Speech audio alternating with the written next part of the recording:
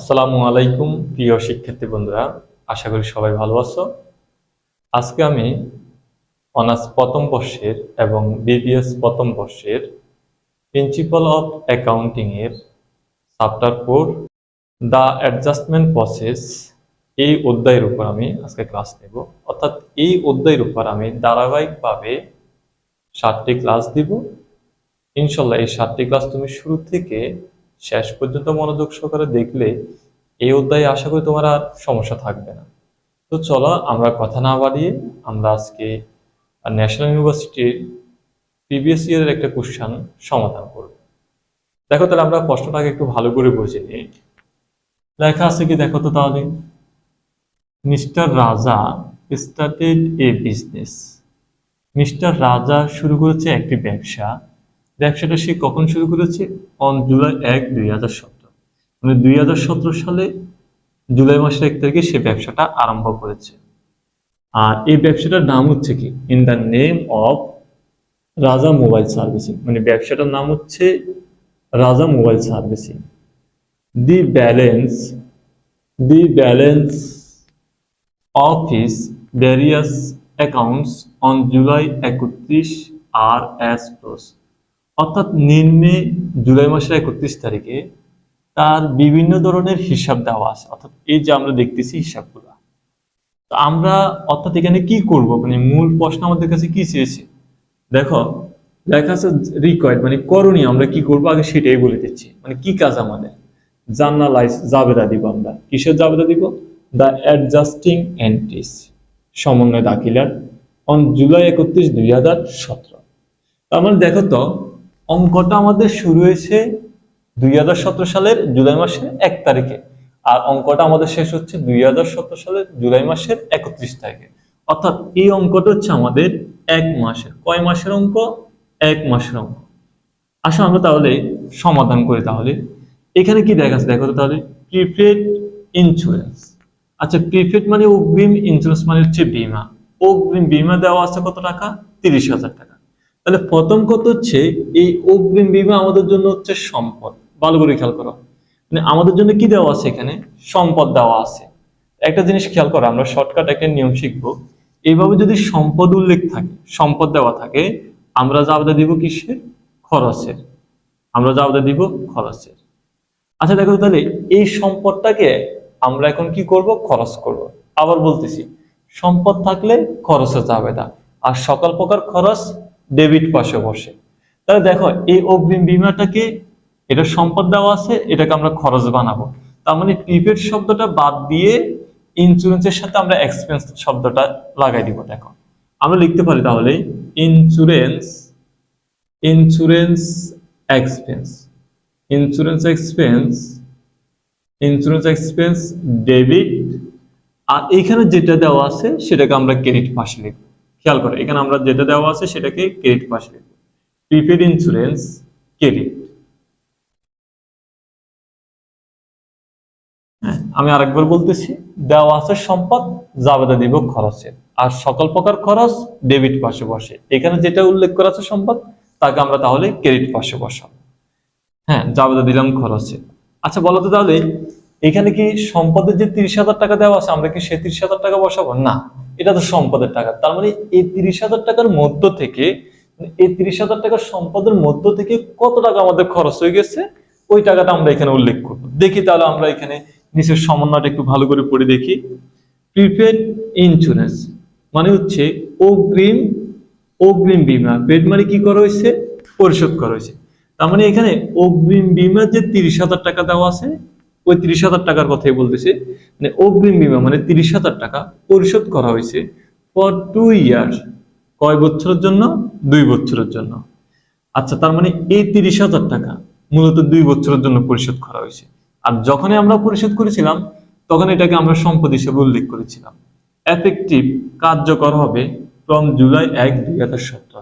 তার মানে এটা দ্বারা বোঝাচ্ছে জুলাই মাসের 1 তারিখে আমরা বীমা কোম্পানিকে একসাথে 30,000 টাকা দিয়েছি। ওই 30,000 টাকা আমরা আমাদের হিসাবের খাতায় সম্পদ হিসাবে লিখেছি। আজকে তো জুলাই মাসের 31 তারিখ। তার মানে আমাদের এই 2 বছর মানে হচ্ছে কয় মাস?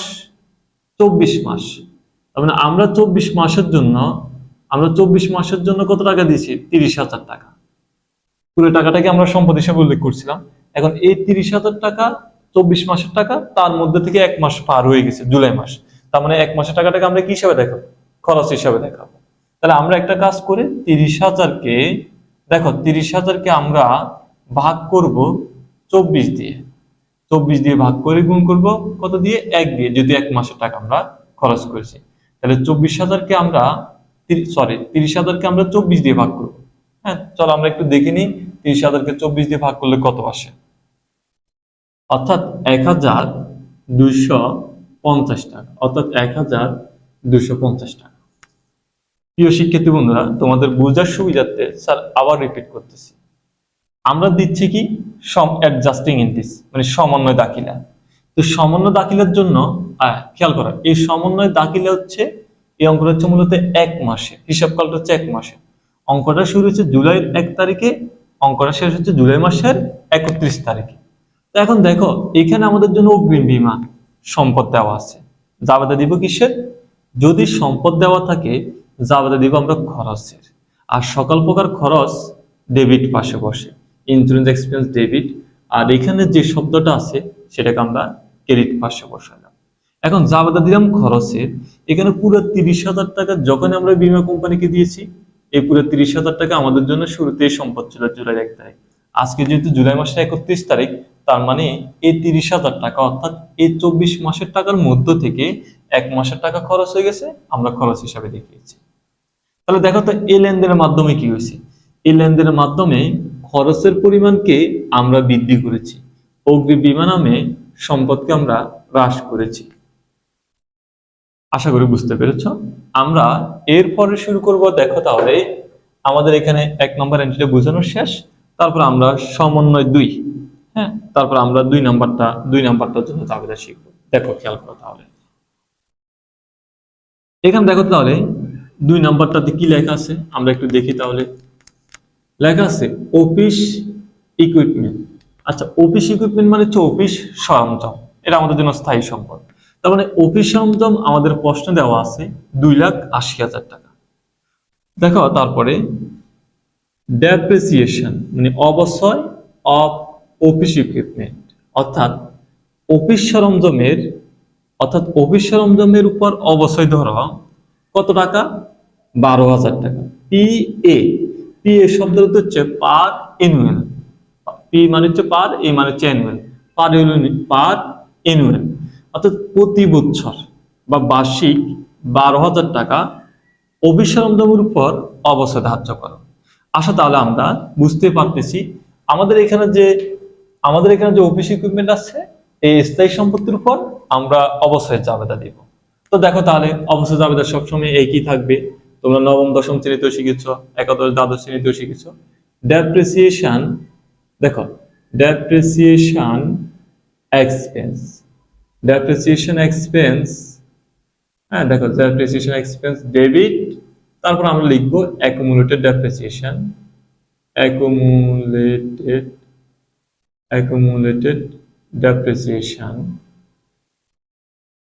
accumulated depreciation credit। দেখো তো আমরা জাবেদা দিলাম কিসের জন্য? অবশ্যের জন্য। এখন দেখো তো এই অঙ্কটা তো হচ্ছে মূলত 1 মাসের টাকা, এই অঙ্কটা হচ্ছে মূলত 1 মাসের। এখানে আমাদের জন্য যে অবশ্যয়ের যে টাকাটা দেওয়া আছে এটা হচ্ছে 1 বছর। এখন আমরা যদি এখানে 12,000 টাকা বসাই তাহলে আমাদের অঙ্কটা ভুল হবে। যেহেতু এটা 1 বছর অঙ্ক না, সেহেতু আমরা 12,000 টাকা বসাইতে পারবো না। তাহলে 12,000 টাকা হচ্ছে 1 বছরের। আমরা কি করব? 12,000-কে ভাগ করব 12 দিয়ে, গুণ করব 1 দিয়ে। তার মানে 1 মাসের অবশ্যই হবে 1,000। দেখো ডেপ্রিসিয়েশন মানে হচ্ছে অবশ্যই, এক্সপেন্স মানে হচ্ছে খরচ। তার মানে বাংলা অর্থ হচ্ছে কি? অবশ্যই খরচ ডেবিট। আর অ্যাকুমুলেটেড মানে হচ্ছে পুঞ্জীভূত। আবারও বলতেছি, অ্যাকুমুলেটেড মানে হচ্ছে পুঞ্জীভূত, ডেপ্রিসিয়েশন মানে হচ্ছে অবশ্যই, পুঞ্জীভূত অবশ্যই ক্রেডিট। আশা করি প্রিয় শিক্ষার্থী বন্ধুরা তোমরা এই অঙ্কটা বুঝতে পেরেছ। আমরা এরপরে শুরু করব নোটস পেয়েবল নিয়ে। দেখো প্রিয় শিক্ষার্থী বন্ধুরা, আমরা এখন কথা বলবো নোটস পেয়েবল নিয়ে। দেখো নোটস পেয়েবল মানে হচ্ছে পদবী বিল। আমাদের জন্য নোটস পেয়েবল দেওয়া হচ্ছে কত টাকা? 2 লক্ষ টাকা। এবার আসো নোটস পেয়েবল নিয়ে কি লেখা আছে সমন্বয়। দ্য নোটস পেয়েবল অর্থাৎ পদবিলটি 2 লক্ষ টাকার পদবিলটি 10%, 6 মান্থ নোট। তার মানে এই পদবিলটি হচ্ছে 6 মাস মেয়াদি, 6 মান্থ, 6 মাস মেয়াদি। আর এটার উপর সুদ দিতে হবে আমাদেরকে 10%। এফেক্টিভ ফ্রম, এটা কার্যকর হবে, মানে সুদটা কার্যকর হবে, মানে সুদটা দিতে হবে July 1, 2017।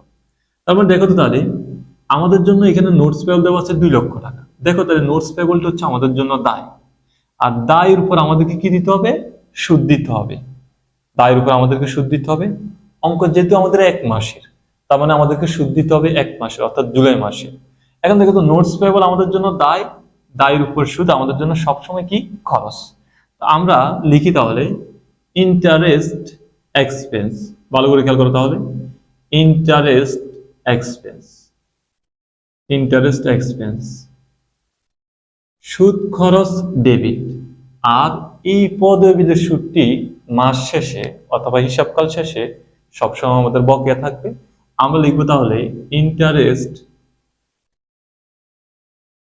Interest payable, interest payable credit. দেখো তো তাহলে বাংলাটা একটু বলে দিচ্ছি। বাংলা হচ্ছে সুদ খরচ ডেবিট, আর পেয়েবল মানে বকেয়া, বকেয়া সুদ ক্রেডিট। তার মানে আমরা কিসের জাবেদা দিলাম? খরচের বকেয়া জাবেদা। খরচ ডেবিট পাশে, আর খরচ যদি বকেয়া থাকে এটা আমাদের জন্য দায়, এটা ক্রেডিট পাশে। এখন দেখো তো তাহলে নোটস পেয়েবল আমাদের আছে কত টাকা? আমাদের এখানে নোটস পেয়েবল আছে 2 লক্ষ টাকা। এখন আমরা এই 2 লক্ষ টাকার উপর, এই 2 লক্ষ টাকার উপর আমরা সুদ বের করবো 10%। দেখো কোনো টাকার উপর যদি আমরা পার্সেন্টেজ বের করি, এটা সাধারণত 1 বছরের। তা আমাদের তো এখানে 1 বছরের সুদের প্রয়োজন নেই, আমাদেরকে সুদ দিতে হবে, আমাদের 1 বছরও সুদ দিতে হবে না, 6 মাস মেয়াদি 6 মাসেরও দিতে হবে না। অঙ্ক যেহেতু 1 মাসের, আমাদের সুদ খরচটা সৃষ্টি হয়েছে 1 মাসে, বকেয়া আসেও 1 মাসে। তাহলে আমরা করব কি? এই 2 লক্ষ টাকাকে 10% বের করব, বের করেই আমরা 1 বছর টাকা পাবো। ওই 1 বছর টাকাকে মানে 12 দিয়ে ভাগ করে, যেহেতু 1 মাসের বের করতে হবে, আমরা 1 মাসের বের করব। তাহলে দেখো আমরা বের করি তাহলে 2 লক্ষ টাকা 10% কে, আমরা 2 লক্ষ টাকা 10% বের করি। দেখো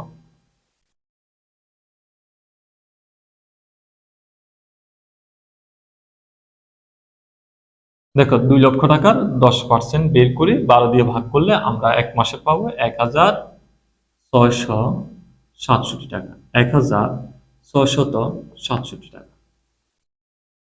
হ্যাঁ, তোমাদের হয়তো অনেকের মনে প্রশ্ন আসতে পারে যে 6 মান্থ, তাহলে কেন 12/6 হইল না? নোটস পেয়েবলটার মেয়াদ 6 মাস, তবে নোটস পেয়েবলটা আমরা সুদটা দিতে হবে কখন থেকে? জুলাই 1 তারিখ থেকে। আর অঙ্কটা শেষ হচ্ছে কখন? জুলাই মাসে 31 তারিখে। যেহেতু 1 মাস, আমরা এই জন্য 1 মাসের সুদ হিসাবে দেখাবো। তো প্রিয় শিক্ষার্থী বন্ধুরা, চলো আমরা এর পরেরটি সমাধান করি। দেখো এখানে লেখা আছে আনআর্নড। আনআর্নড শব্দ হচ্ছে অনুপার্জিত, রেভিনিউ মানে হচ্ছে আয়। তার মানে আমাদের জন্য অনুপার্জিত আয় দেওয়া আছে 42,000 টাকা। আচ্ছা, অনুপার্জিত আয় আমাদের জন্য অবশ্যই দায়।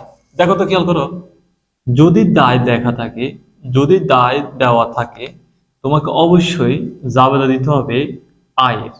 খেয়াল করো তো সবাই, আবার বলতেছি, যদি আমাদের জন্য শুরুতেই দায় উল্লেখ থাকে, মানে আনআর্নড রেভিনিউ মানে হচ্ছে অনুপার্জিত আয়, এটা আমাদের জন্য দায়। যদি দায় দেওয়া থাকে, জাবেদা দিতে হবে আমাদের কিসের জন্য? আয়ের। তাহলে আমরা জানি সকল প্রকার আয় ক্রেডিট পাশে, তাহলে আনআর্নড শব্দটা বাদ দিয়ে আমরা এভাবে লিখতে পারি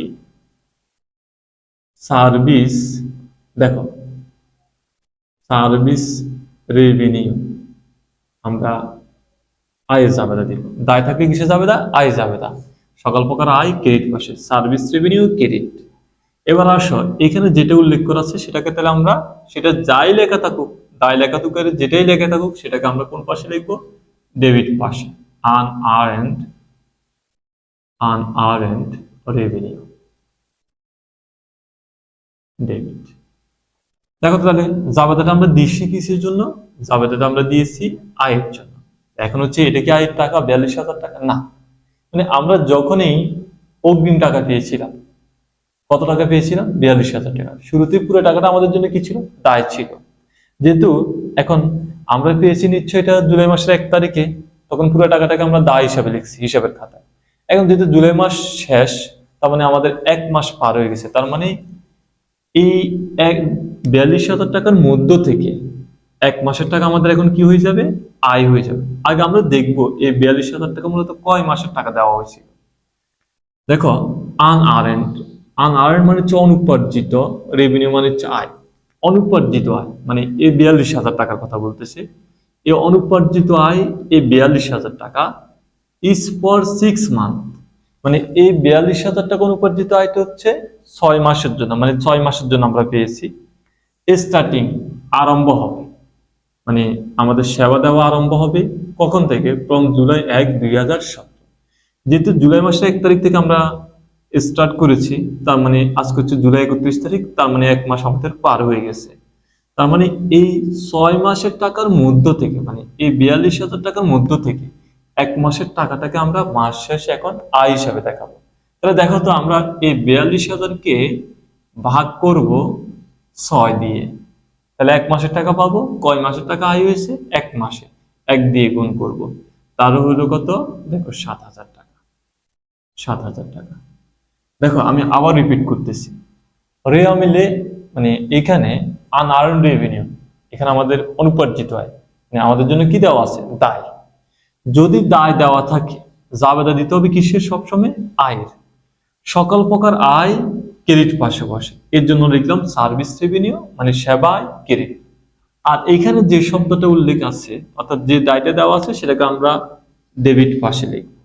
তাহলে জাবেদা দিছি কিসের জন্য, আয়ের জন্য। টাকাটাও বসবে আয়। কি 42,000 টাকা আমরা কেন বসাই দিব না? কেন 42,000 টাকা বসাবো না? কারণ আমরা যখনই টাকাটা পেয়েছিলাম, পুরো টাকাটা আমাদের জন্য কি ছিল, দায় ছিল।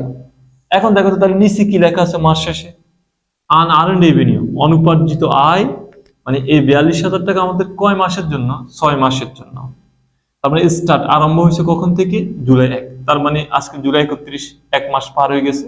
তাহলে এই 42,000 টাকা এই 6 মাসের অনুপার্জিত আয়ের মধ্য থেকে 1 মাসের আমাদের আয় অর্জিত হয়েছে।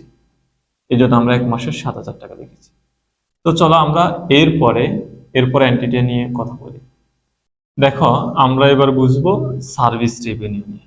হ্যাঁ, দেখো এখানে লেখা আছে কি, সার্ভিস রেভিনিউ, সেবা আয় কত টাকা, 18,000 টাকা। এটা দ্বারা কি বোঝায়, আমরা সার্ভিস দিয়েছি মানে সেবা দিয়েছি, নগদ 18,000 টাকা পেয়েছি, পুরো টাকাটা আমাদের কি হয়েছে, আয় হয়েছে। তো দেখো সমন্বয়ের মধ্যে কি লেখা আছে এখানে, সার্ভিস প্রোভাইডেড, সেবা প্রদান করা হয়েছে, আমরা সেবা প্রদান করে ফেলেছি। বাট কিন্তু আনবিল্ড, আনবিল্ড মানে বিল করা হয়নি, কত টাকা তাহলে, 12,000 টাকা। তার মানে যদি কোথায় বলা থাকে যে সেবা প্রদান করা হয়েছে, আনবিল মানে বিল করা হয়নি, আনরেকর্ডেড মানে লিপিবদ্ধ করা হয়নি, বুঝতে হবে লেনদেনগুলো, মানে সেবাটা আমরা নিশ্চয়ই কিসে দিয়েছি, ধারে দিয়েছি। তার মানে বুঝাতে চাচ্ছি, সেবা যেটা আমরা প্রোভাইডেড করেছি, প্রদান করেছি, সেবাটা আমরা নিশ্চয়ই কিসে দিয়েছি, ধারে দিয়েছি। প্রথম কথা হচ্ছে আমরা সেবা প্রদান করেছি, এটা আমাদের জন্য অবশ্যই আয়। আমরা লিখতে পারি সকল প্রকার আয় ক্রেডিট পাশে, service revenue, service revenue credit. তার মানে লিখলাম কি, সেবায় ক্রেডিট। তারপরে কত টাকা আমাদের আয় হয়েছে, 12,000 টাকা, আমরা লিখলাম 12,000 টাকা। তারপরে কত হচ্ছে, সেবাটা কি আমরা নগদ দিয়ে দিয়েছি না, সেবাটা নিচ্ছে আমরা কিসে প্রদান করছি, ধারে। এমনি বুঝতে পারলাম যে আনবিল লেখা আছে, আনবিল অথবা আনরেকর্ডেড এমন শব্দগুলো যদি লেখা থাকে, বুঝতে হবে লেনদেনটা ধারে হয়েছে। তাহলে সেবা প্রদান করেছি, ধারে দিয়েছি, তার মানে টাকা পাইনি, টাকা ভবিষ্যতে পাবো। আমরা লিখতে পারি অ্যাকাউন্টস রিসিভেবল, দেখো accounts receivable, account receivable debit. টাকার পরিমাণ কত হবে, 12,000। আমি আবার রিপিট করতেছি, সার্ভিস প্রোভাইডেড, সেবা প্রদান করেছে, বাট আনবিল টাকা 12,000। তার মানে আমাদের আর এখানে দেখার প্রয়োজন হচ্ছে না, আমরা দেখি পড়েই বুঝতে পারলাম যে সেবা প্রদান করেছে, বিল করা হয়নি, তার মানে বুঝতে হবে লেনদেনটা কি, ধারে। তাহলে আমরা ধারের সেবায় জাবেদা দিব। তাহলে সকল প্রকার আয় ক্রেডিট পাশে, আর আয়টা কিসে হয়েছে, ধারে। তার মানে টাকা পাইনি, ভবিষ্যতে পাবো, কার কাছে, অ্যাকাউন্ট রিসিভেবলের কাছে। কত টাকা পাবো, 12,000 টাকা। তো প্রিয় শিক্ষার্থী বন্ধুরা, চলো আমরা এর পরের এন্টিটি বুঝি। দেখো প্রিয় শিক্ষার্থী বন্ধুরা, আমরা এখন শিখবো সাপ্লাইজ নিয়ে। অর্থাৎ সাপ্লাইজ 10,000 টাকা দেওয়া আছে এখানে। সাপ্লাইজ হচ্ছে আমাদের জন্য কি? সম্পদ। খেয়াল করো, সাপ্লাইজ হচ্ছে আমাদের জন্য কি? সম্পদ। আমরা প্রথমেই বলেছিলাম যদি সম্পদ দেওয়া থাকে আমাদেরকে অবশ্যই জাবেদা দিতে হবে কিসের? খরচের। আর সকল প্রকার খরচ কোন পাশে বসে? ডেবিট পাশে। তো দেখো তো তাহলে আমরা এই সাপ্লাইজটাকে এখন সম্পদটাকে খরচ বানাবো, অর্থাৎ সাপ্লাইজের পাশে আমরা এক্সপেন্স শব্দটা ইউজ করব। তো দেখো, supplies expense, supplies expense debit, আর এখানে যেটা দেওয়া আছে সেটাকে আমরা ক্রেডিট করব, অর্থাৎ সাপ্লাইজ ক্রেডিট। দেখো তো তাহলে ছিল সম্পদ, জাবেদা দিলাম খরচে, সকল প্রকার খরচ ডেবিট পাশে, আর এখানে যে সম্পদটা দেওয়া আছে সেটাকে আমরা ক্রেডিট করলাম। দেখো জাবেদাটা হচ্ছে আমাদের কিসে? খরচে। আমরা কি এখানে এই খরচের জাবেদার মধ্যে কি আমরা 10,000 টাকা বসাবো? না, এটা তো সম্পদ হিসেবে দেওয়া আছে। এখন আমরা সমন্বয়টা করে দেখব। অন জুলাই 31, অর্থাৎ জুলাই মাসের শেষ দিন 31 তারিখে আনইউজড সাপ্লাইস, অর্থাৎ অব্যবহৃত সাপ্লাইস শো দেখানো হলো কত টাকা? 1,000 টাকা। আচ্ছা দেখো তো তাহলে মাসের শুরুতে সাপ্লাই ছিল আমাদের 10,000, আর মাস শেষে হিসাবকাল শেষে আমাদের অব্যবহৃত সাপ্লাইজ, অর্থাৎ নতুন মানে অব্যবহৃত সাপ্লাইজ মানে ব্যবহার হয়নি এমন সাপ্লাইজের পরিমাণ হচ্ছে 1,000 টাকা। ছিল 10,000 টাকা, আছে এখন 1,000 টাকা, নাই কত টাকা তাহলে? 9,000 টাকা। তবে এই 9,000 টাকা সাপ্লাইজ আমরা নিশ্চয়ই কি করে ফেলেছি? খরচ করে ফেলেছি। ওই খরচের যেহেতু জবাবটা দিয়ে দিয়েছি, আমরা এখানে 9,000 টাকা বসাবো খরচ টাকা। প্রিয় শিক্ষার্থী বন্ধুরা, আজকে আমরা যে অঙ্কটি সমাধান করেছি এই অঙ্কটি তোমাদের অনেকের বইয়ের মধ্যে অথবা সাজেশনের মধ্যে তোমরা খুঁজে পাবে। অর্থাৎ এই অঙ্কটি ন্যাশনাল ইউনিভার্সিটিতে BBA honours finance and banking ডিপার্টমেন্টে 2016 সালে এসেছিল এবং অ্যাকাউন্টিং ডিপার্টমেন্টে 2018 সালে এসেছে। এর পরেও এই ভিডিওর কমেন্টস বক্সে অবশ্যই আমি এই অঙ্কের প্রশ্ন এবং সমাধান দুইটাই দিয়ে দিব। প্রিয় শিক্ষার্থী বন্ধুরা, আমরা এখন থেকে ধারাবাহিকভাবে এই অধ্যায়ের ক্লাস নেব এবং ক্লাসগুলো আমরা একটা নির্দিষ্ট সময় পর পর আমরা গ্রুপে আপলোড দেব ইনশাল্লাহ। তোমরা এই ক্লাসটি খুবই মনোযোগ সহকারে দেখো, বোঝার চেষ্টা করো। কোথায় যদি বুঝতে সমস্যা হয় অবশ্যই কমেন্টস করে আমাকে জানাবে, আমি চেষ্টা করব সমাধান করার জন্য। তো পরবর্তী দ্বিতীয় ক্লাস দেখার জন্য সবাইকে আমন্ত্রণ রইল। সবাই ভালো থাকো, সুস্থ থাকো, আল্লাহ হাফেজ।